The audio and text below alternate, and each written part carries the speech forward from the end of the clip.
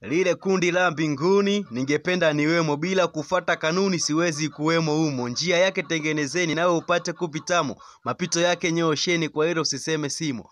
Maisha ya hapa duniani huwa yana ukomo, njia ya Bwana shikeni wala usiweke mgomo. Ni kama tupo nyikani tukikomaa na kilimo, basi omba faragani kwenye sala ubakimo. Kisichotakiwa mani ni kuwa na mdomo, nawaambia jihadharini zidi ya hii mitetemo. Hebu tafadhali fikirini, kwenye maovu sisi tumo, sijajua tukifika juu angani huenda wa dhambi hawamo. Na wala hana utani ukiuharibu mfumo, baba yetu aliye mbinguni wala angalii kimo. Adui zenu wapendeni, umekuwa kama msemo, pia umpende na jirani usiangalie mtazamo. Njia haina amani, imejaa tu mashimo, utatupwa gerezani mitume walimo kuwamo. Cha mwenzako sikitamani, hapo ninakupa somo.